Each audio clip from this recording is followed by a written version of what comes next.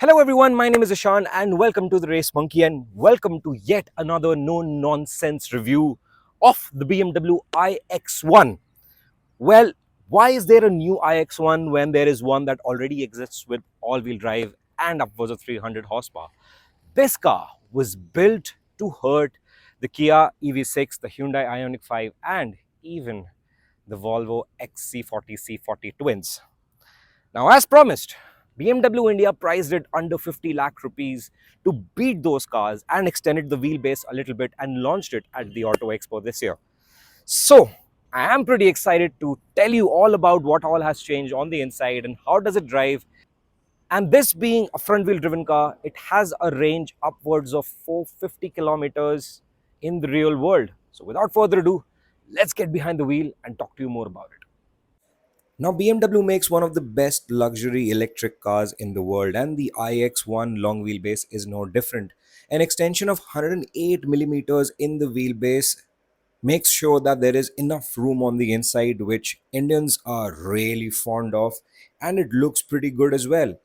Mated to this wonderful twin pod headlamp and EV only grille, the iX1 is a stunner. Now, one of the things that I really like about the iX1 and the X1 line of cars in general of this generation is the dashboard design. Now, when you look at this dashboard in pictures, you might feel that the air conditioning vents are a little haphazardly placed. You've got this massive slant of a dashboard and the floating central console, but it is when you start using it on a daily basis is when you realize that this is a very ergonomic cabin. I've got two large air conditioning vents for my perusal and they throw in quite a lot of air, especially when you have 45 degrees Celsius heat on the outside. And these two air conditioning vents, which are dedicated to the front passenger, do help keep the passenger quite cool. But as a dashboard design, the ergonomics is top notch. Everything is logically positioned. You've got this slanted mobile phone holder with a proper boot to keep it held onto it with wireless charger at the back. Two cup holders over here. Good amount of cubby space under the central console, and you've got some space under the front armrest as well to keep your credit card holders or other small knickknacks. You've got your drive mode selector and your gear selector over here with volume control, which has knurled finish, believe it or not. Everything that you touch and feel, leatherette, the metal finishes over here, all the buttons, the steering wheel and this handlebar on the side, feels and looks high quality, and that is where BMW has succeeded in this market these days. The quality, fit and finish of each and everything is pretty much top notch and way above the standards that the competition has as of today. So it's a win-win situation for the iX1, and especially at the price point that this brand is playing with, it is quite a brilliant thing. And now let's talk about the iDrive system, which is also a very important factor to behold this car. Now, this iDrive touchscreen takes the center stage on this dashboard and it has quite a lot of features loaded onto it. There are certain features which were supposed to be physical, like the air conditioning controls, which have been moved to this iDrive screen. And to many, it might be a cumbersome experience, but if you start using it on a daily basis, which I have, it sort of becomes a very nice spot to fiddle around with all the controls on this car. Now, this is a 12.25-inch display. For the iDrive, you get a 12.25-inch display for the instruments as well, which have a typical BMW M and BMW cars graphic. But coming back to the iDrive control, you've got many features like your Apple CarPlay and Android Auto, which is wireless on this one. You also have settings for your display. You have multiple settings for your interior light as well. You've got multiple colors for your ambient light, which can be switched on if you choose personal mode. Go to individual settings and you can change the interior ambient light color as you please. You've got about 15 different ambient colors over here, which are preset. I usually keep it on gold because it looks very nice on the inside, depicts the warm white light that I have at home, and it is very, very sweet to drive through, and it's very relaxing as well. You can also change your cockpit brightness. You also have connected car tech, which is absolutely brilliant, and I always and always use it. With that, you get features like the climate control that can be switched on from a mobile phone. You can lock and unlock your car. You can check the location of your car. You can always see each and every data like your range that's left on the battery percentage that's left, and a lot of other things. And another thing about the iDrive system is that it has a very good refresh rate, so you don't have to go through laggy options. And this screen is also a little bit tilted towards the driver, making it an easy access while you're driving at triple digit speeds even. This is also a very slightly curved display, just adding on to the aesthetics of this cabin. Now, when most of the essential controls are moved to the touchscreen infotainment system in all these modern cars, it becomes quite a cumbersome experience. But BMW has made sure that this iDrive system with the integrated climate control system feels pretty seamless. Now, you have these temperature controls on both the sides. I'm 5 feet 8 inches tall, and my access to the screen is not elongated. I don't have to bend my shoulders to get to the screen. It is pretty much an access even in the most comfortable position of my driving seat.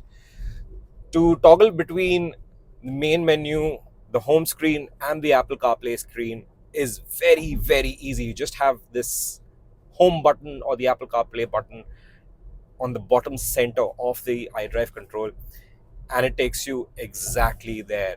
Air conditioning vents are also pretty effective when it's about 45 degrees Celsius outside, and the overall visibility from the window area is also pretty good. I love the fact that this car is so quiet, so well insulated from different elements, also very, very ergonomical to use. I can live for tens of hours in this car every week and not complain much. Now, when you're out on the highway and driving the iX1 L, this is quite a relaxing car to drive, although it is primarily focused on city cruising and a more relaxed driving character. Out on the highway, doing anywhere between 90 to 100 kilometers an hour makes you feel that this car is stationary or doing at max 20-25 kilometers per hour because it is that well tuned. The suspension setup is absolutely brilliant. The NVH tuning is done in a fantastic manner. There are chances, if you have your air conditioning working right and there is too much heat outside, you might fall asleep behind the wheel. Although there is autonomous driving aids and other alert systems which will keep you awake, but it is just so relaxing to drive. It is not something that you would call uncomfortable. Whereas other car manufacturers are making cars heavy and putting in stiffened up suspension, which does compromise on high speed.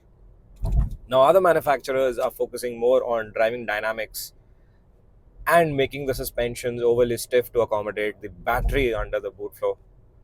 BMW has tuned it just right. It is dynamically good, but at the same time, out on the highway, it just eats up all the bumps, the creases, and these cuts between the flyovers, especially, which are pretty audible on the inside. And it's just a brilliant experience driving this car. It's so comfortable. These seats are soft. The air conditioning is working right. I have good amount of visibility from the large glass area. Quite an enjoyable exercise driving the iX1 is, and it's something I couldn't have imagined. Now, this is the USP of the iX1L, the long wheelbase version, and that is the back seat space and experience. Now, I'm 5 feet 8 inches tall. This driver's seat is adjusted as per my comfortable driving position, and I have tons of knee room, loads of headroom, and the seat recline angle is pretty comfortable as well, making this back seat experience really very good. Although I wish there was a bit more under thigh support, but nothing to complain much about. The overall width of the seat is very good as well. You've got a central armrest with two cup holders, and the center of these armrests where your elbows go, it's very, very soft. You have a soft armrest on the door card as well. And the sense of space is really, really good too. Although this dark brown colored theme does make you feel that it is a little tighter on space, but in terms of the actual space situation, it's quite large. If there was a beige color option or a ivory color option for the back seats, this would have looked more expansive. You have two air conditioning vents over at the back with two USB-C chargers. You have these map pockets behind both the seats, and these very cushy pillows on the headrests, which do make your long distance trips very, very nice indeed. Although I wish there was a curtain over here to cut off the sunlight and give me some privacy, but I'm just being nitpicky. This backseat experience is as good as the first generation BMW 7 Series in an X1. That's saying a lot. How would it be if you sit on the other side of the chauffeur and put the seat all the way forward? Now, when you sit with the front passenger seat pushed all the way forward and are chauffeured around like a king, this space is unreal. Let me show you, that much of leg space. I can literally put my foot over here and relax a bit, although there is still more space left to push this seat all the way forward, but that would hamper the visual of the rear view mirror of the driver. But this overall sense of space is insanely good. This car scores really high if you're a chauffeured person, because besides the space situation, the ride quality too is top notch, making this an excellent choice for entrepreneurs who travel a lot sitting in the back seat. Out in the city, the iX1 feels very, very relaxing to drive. It's just such a beautiful car to live with every day. And that is all thanks to a very mature and well tuned suspension. Now, besides being pretty good while cornering, which I will showcase to you in a while, the ride comfort is extremely good. BMW is just nailing their game in ride comfort over the other German counterparts, and that is something which gets me elated and on my toes. I had the i5 M60 a couple of months ago, and I took it up to Narkanda, where the roads were not very friendly for those thin profile tires. But the suspension just didn't let me realize that I was running on very thin profile tires and that this was a performance oriented electric sedan. The similar situation is with this iX1 as well. The suspension, the noise insulation, the way everything is damped is extremely good. It's a very well engineered car that no wonder people are loving too much. And at this price point, I don't think there is anything besides the Citroen C5 Aircross which rides as good. Now, we all know that all these electric cars run on hard compound tires to minimize rolling resistance and maximize long range, because 95% of the time you are driving through start stop traffic or are cruising at lower speeds to maximize the range. But even still, the insulation from the road in this iX1 is done in a very, very matured way. The experience of driving this BMW at half speeds is something to write home about. And not many people are talking about it. The ride quality is genuinely incredibly good. Now, Besides the ride, it's the steering input that impresses me a lot as well. Now, I've got this thick steering wheel which gives me quite a lot of grip. The thumb grips are thick enough to accommodate very large size hands, and the diameter is not too big, unlike certain other cars in its competition. But it's very direct.